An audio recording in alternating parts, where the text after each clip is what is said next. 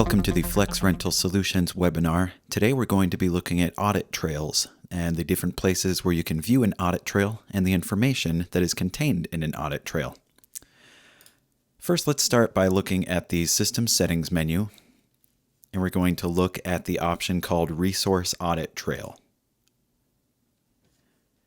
Now this is going to provide a nice list of, right now, an audit trail of any resource class. You can see that if I choose this drop-down menu, I can separate and filter between contacts, inventory, locations, maintenance types, serial numbers, or services. But now it's just showing any. Right now it's mostly showing serial numbers and inventory for me, since that is what I mostly do in this test system. You can also see that it is only sorting by or between these dates and a max result of 500.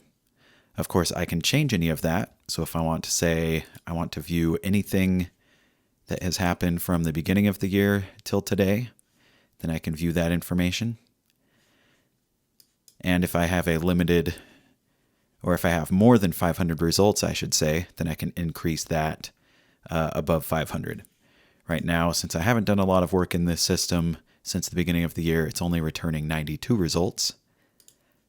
But let's maybe change that back to somewhere in the middle of last year. And this might take a minute depending on how many results you have. But now you can see that did return, actually that returned exactly 500. Or of course that's because I have the max result set to 500. So let's change that to 1,000. And you can see that that changes how many results are being returned. Again, this will depend on how many different entries you have in the audit trail, and also your internet connection might make a little bit of difference there, but if you go a little bit too high, you might find that it takes quite a while to load. Looks like mine tops out at about 2348, and that wasn't too bad of a load time. We can also come in here and specifically filter by resource type. So if I click on the binoculars here, I can filter by any of the resource types that I have here. But let's look for a minute at the specific information that is showing on this resource audit trail page and why that might be useful for you. First, let's look at the class. Of course, we're viewing any class right now, but I could also come over here and filter to only show certain classes, or I can click on the header and it will sort it by the resource class.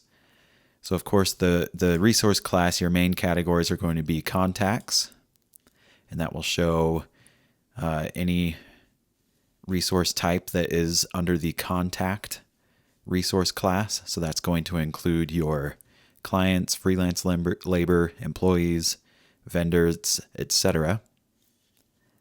We also have inventory. This is going to include both inventory and, since I'm sorting by class, it's not showing, but it will include both inventory and serial number or serial unit classes.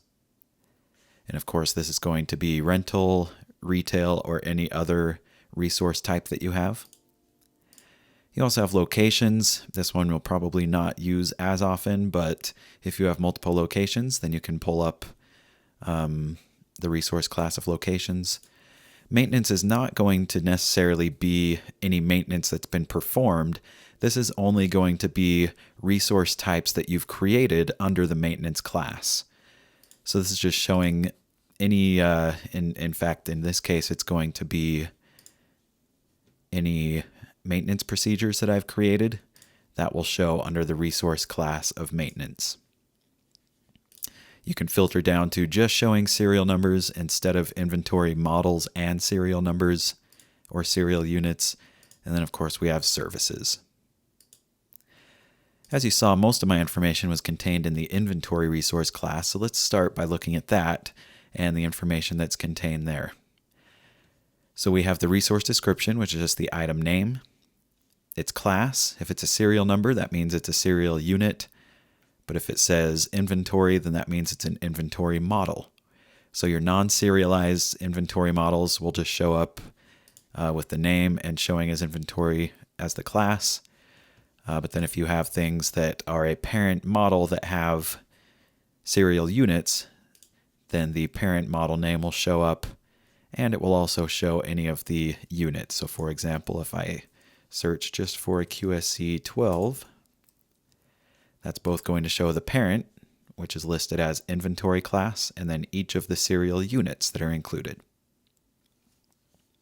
Let's just stay on this QSC 12 for a minute. We can also see what the operation date was and what the change operation was. Basically, this just means it's going to show you why is this being listed in the audit trail. So this particular serial number is showing as being created at this date and time by this person, and that's the barcode. And then it's going to show you how the quantity was affected. So in this case, it was a +1 to our QSC 12 inventory model. You're also going to see entries like a prep or return. So as we can see here, this particular barcode of 00688 was prepped by this person at this time, and it changed the quantity by 1 at this location for this resource type. So it's very detailed in the information that you get. Of course, this is very similar to, for example, a scan log. So if I open any inventory model, I could look at the scan log for any unit that was scanned for that model. And also I could go into any serial unit and look at the scan log for that as well. The benefit of pulling this information up in the resource audit trail, though, is that you can look at multiple, not just inventory model or a single inventory model in all of the units, but you could look at all of your inventory models and what happened to those particular things. So maybe let's go back to sorting by operation date instead of the class. So then this way I can look at everything that I've done recently starting first. So as you can see, I prepped a lot of gear just yesterday. So that's kind of how the inventory resource class will look. As you can imagine, all of the other resource classes have similar information. Of course, some of them won't have barcodes or affected quantities, but you can see that it is showing each of my contacts, whether it was created, deleted, or modified, at what time, and who did it. Of course, since we're in a test system right now that is my own personal test system, you're really only going to see my name in here as the user. But in most of your systems, since you're probably going to have quite a few different people performing actions, you should see different names here, and you'll be able to drop down this menu and choose a specific person. In fact, let's see if we go back to any.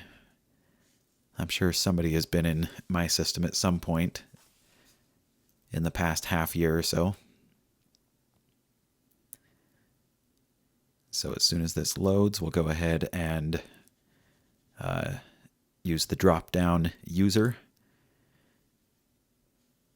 So I could deselect all and only show actions that Chris Stein has performed. It looks like he's only done one thing in this system. And so that's how you can use the resource audit trail page. Again, you can separate by any resource class. You can get even more specific by filtering a resource type.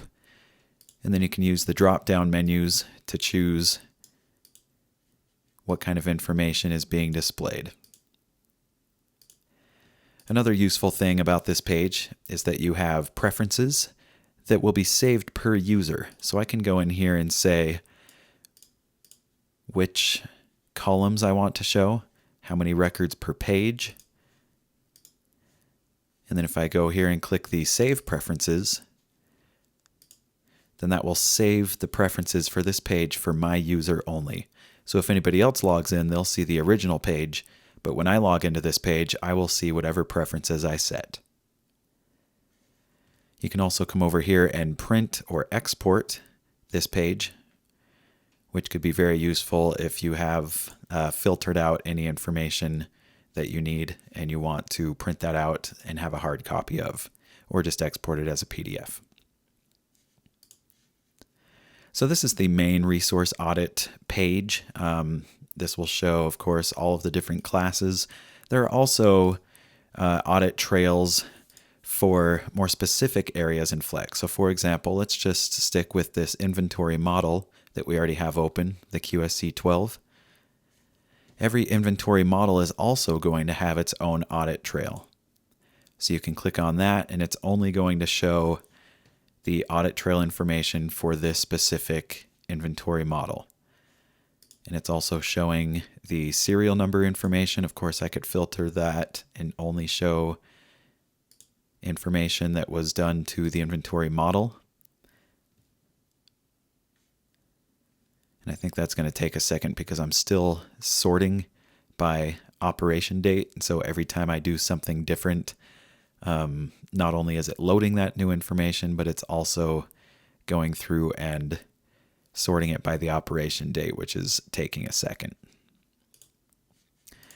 You also have an audit trail on each serial unit page. So I can open any barcode and click on that audit trail, and it's only going to show the audit trail information for that particular barcode. So you're getting the same information as when you go to System Settings and Resource Audit Trail, but this way you can just get to where you want a lot faster. Instead of having to use a filter or anything like that, I could just quickly open a barcode and click on its audit trail. A couple other places that you have an audit trail, if you just open any of your contacts, you can see the audit trail option there. And again, it's essentially doing the same thing. And then a couple other places that aren't necessarily called audit trail, but places where you can sort of see a trail of actions that have been performed are in your different elements. So for example, if we open a quote, built in is what we call this change view. And this will show each line item on a quote, who created it and when, and who modified it and when. So if I were to go and edit anything about this line item, let's say change the quantity down to 4, then go back to my change view, it's still going to show when this line was created and have the original date there, but then it's also going to show that it was modified by me just right now. Also on the element page, especially on specifically I should say on the quote page, I'm not sure if every single one of our element has these tabs, but you have a status change tab, and this will show you right now the original status says it was not available. That's because it did not exist, and we created it into the inquiry status. Then it went from inquiry to confirmed, and so if I were to flag it as ready to invoice, then that would show up on the status change tab. And you also have an event history tab, which will show status changes and when other elements were created. And it's also going to show anytime that you send something out to the client. So if I use the send to client option, then that will show up in the event history as well.